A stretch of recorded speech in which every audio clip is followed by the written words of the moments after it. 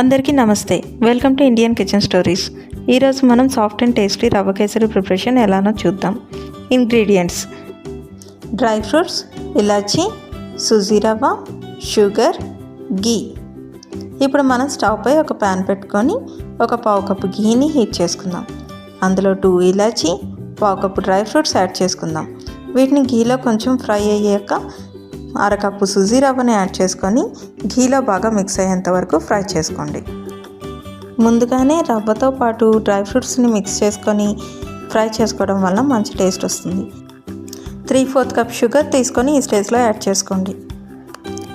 రవ్వ అడుగు అంటకుండా మరియు కలర్ చేంజ్ అయ్యేంత వరకు ఇలా కలుపుకుంటూ ఉండండి. 1.5 కప్పు వాటర్ని బాయిల్ చేసి యాడ్ చేసుకుందాం.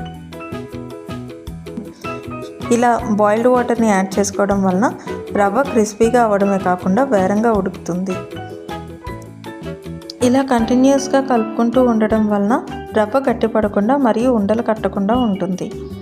ఇప్పుడు ఘీ పైకి తేలుతుంది కదా, ఈ ఘీని చక్కగా అందులో కలిసేంత వరకు బాగా కలుపుకొని దగ్గర పడేంత వరకు చూడండి.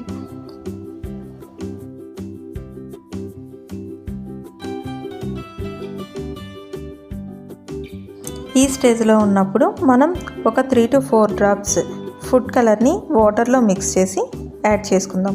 నేను ఇక్కడ కేసరి ఎల్లో ఫుడ్ కలర్ని యూస్ చేశాను. మీరు మీకు నచ్చిన ఫుడ్ కలర్ని యూస్ చేయొచ్చు, నచ్చకపోతే స్కిప్ చేసేయచ్చు. అంతే అండి, సింపుల్ సాఫ్ట్ అండ్ టేస్టీ రవ్వ కేసరి ప్రిపేర్ అయిపోయింది. మీకు నచ్చినట్లయితే ఒక లైక్ వేయండి, మీ ఫ్రెండ్స్ అండ్ ఫ్యామిలీకి షేర్ చేయండి. Thank you for watching and finally subscribe చేయడం మాత్రం మర్చిపోవద్దు. మీకు ఎలా సెట్ అయిందో కామెంట్ చేయండి.